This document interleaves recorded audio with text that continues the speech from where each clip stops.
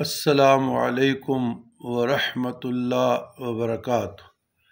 اللہم صلی علی سیدنا محمد وعلی آل سیدنا محمد افضل صلواتک بعدد معلوماتک وبارک وسلم۔ برادران اسلام، میں العبد الضعیف المذنب المسکین الفقیر مدینہ منورہ سے آپ لوگوں سے مخاطب ہوں۔ عمرے کی سعادت کے بعد ہم مدینہ منورہ آ گئے تو میرے ذہن میں میری مشاہدہ میں عمرہ سے ریلیٹڈ کچھ معلومات جو آپ لوگوں کے ساتھ شیئر کروں۔ جو لوگ اللہ تعالیٰ اس بابرکت سعادت کی توفیق عطا فرمائے اور عمرہ کے لیے آ جائے تو یہ معلومات شیئر کرنا بہت ضروری ہے۔ ایئرپورٹ کی سختیاں، ٹرانسپورٹ کی سختیاں، ہوٹل میں ایجنٹ کا نہ ہونا، تو یہ ساری چیزیں میں آپ لوگوں کو بتا رہا ہوں۔ اس میں سے سب سے پہلی بات یہ ہے کہ فون نمبر بہت ضروری ہے۔ اس کے علاوہ آپ اپنے ہوٹل تک، ایجنٹ تک، ٹرانسپورٹ تک نہیں پہنچ سکتے۔ تو جو لوگ بھی عمرے کے لیے آنا چاہے تو چاہے ایئرپورٹ پہ لے لے سم اور چاہے ہوٹل پہ لے لے، لیکن بہت ضروری ہے۔ پہلے یہ سسٹم ہوتا تھا کہ ایجنٹ ہمیں کمرے تک بھی لے جاتے تھے، واؤچر دیتے تھے، پھر گاڑی تک بھی لاتے تھے۔ اب وہ نہیں ہے، فون کے ذریعے رابطہ ہے۔ آپ نے خود ایجنٹ کو کال کرنی ہے کہ کل میرا مدینہ منورہ جانا ہے، اور اس کے بعد سامان خود لے کر آنا ہے، نیچے گاڑی کا انتظار کرنا ہے، یا کچھ قدموں تک کبری چوک یا کبوتر چوک تک آپ کو پیدل چلنا پڑتا ہے۔ تو اپنا سامان اتنا رکھے جتنا آپ اس کا بوجھ اٹھا سکتے ہیں۔ اچھا، دوسری بات یہ ہے کہ عمرہ کی ادائیگی کے بعد آپ طواف کے لیے نہیں جا سکتے، کپڑوں میں نہیں جا سکتے، انہوں نے پابندی لگائی ہے۔ پھر طواف میں بھی اگر کوئی آپ کے ساتھ معذور ہے، بیمار ہے، تو ویل چیئر کے ساتھ پھر آپ کو اوپر جانا پڑے گا، اور اس کا وایہ بہت زیادہ ہے۔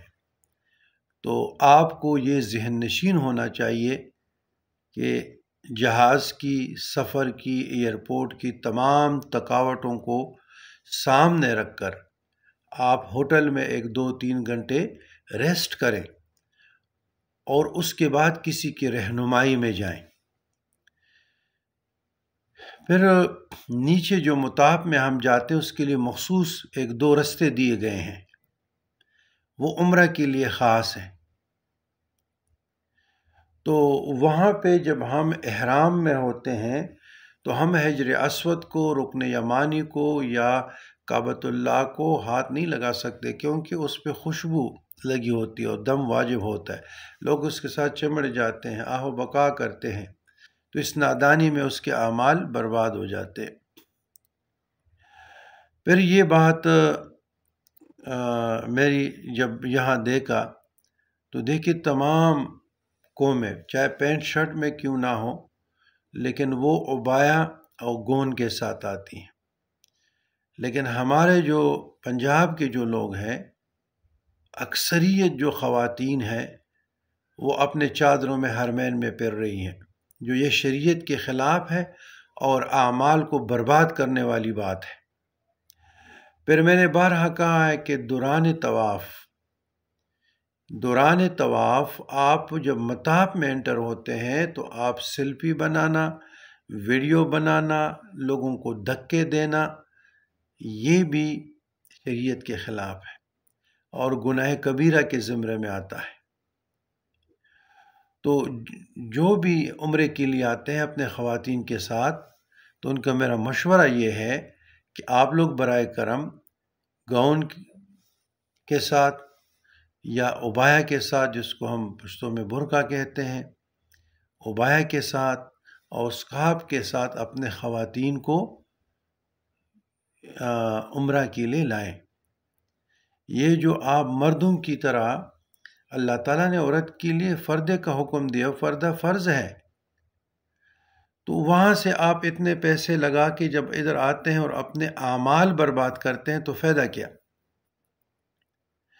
تو یہ مختصر سی کچھ باتیں تھیں کہ ایک سم کا لینا، دوسرا اپنے خواتین جو بھی فیملی والے آتے ہیں گون یا ابایا از ویری مسٹ ضرور رکھیں، بغیر برقعے کے بغیر ابایا کے عمرہ نہ کریں، حرمین میں نہ جائیں، یہ شریعت کی بھی خلاف ہے اور یہ حرمین کے آداب کی بھی خلاف ہے۔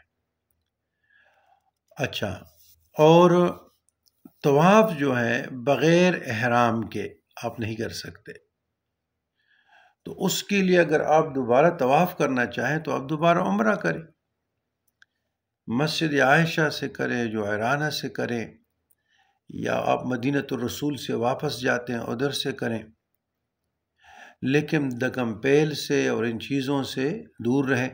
اور دوسری جو ضروری مسائل عمرہ ہے، عمرہ سے ریلیٹڈ جو مسائل ہیں وہ اپنے علماء سے، کتابیں ہیں، نیٹ ہے، اسے سیکھیں۔ دیکھیں یہاں پر بہت لوگ نادانی میں اس کا بہت نقصان ہو جاتا ہے، اعمال برباد ہو جاتے ہیں۔ پوچھتے ہیں تو اگر دوران عمرہ آپ نے رہنمائی لے لی، جو ٹرین آدمی ہے جس نے پہلے عمرہ کیا ایک دو، ان کو پتہ ہے، تو برائے کرم ان کی معیت میں آ جائیں، ان کی رفاقت میں آ جائیں۔ خود پھر آپ یہاں پریشانی کے شکار ہو جاتے ہیں۔ آپ لوگوں سے پوچھتے ہیں کہ حجر اسود کہاں ہے، متاب کہاں ہے، حتیم کہاں ہے، رکن یمانی کہاں ہے، ملتزم کہاں ہے، مقام ابراہیم کہاں ہے، کہاں کہاں دعائیں مانگنی ہے، کیا کیا طریقہ ہے۔ پھر آپ نے صفا مروہ تک جانا ہے، تو صفا پہ کون سی دعائیں پڑھنی ہے، پھر مروہ پہ کون سی دعائیں پڑھنی ہے۔ پھر اس کے بعد بہت لوگ جب آ جاتے ہیں، ایک مرتبہ عمرہ کرتے ہیں تو دوسری مرتبہ کچھ لوگ ہمارے مشاہدے میں ہیں وہ حلق یا قصر نہیں کرتے، وہ کہتے ایک مرتبہ تو ہوا تھا، تو یہ واجب ہے۔ اگر آپ نے قصر نہیں کیا یا حلق نہیں کیا تو آپ پہ دم پڑ گیا۔ تو یہ ضروری مسائل جو ہیں، مہربانی کر کے، جو یہ عمرے تک کعبۃ اللہ تک ریلیٹڈ تھا، اختصار ہے وقت کا، یہاں بھی صبح کا وقت ہے، تو میں نے ضروری سمجھا کہ آپ لوگوں تک پیغام پہنچے کہ جو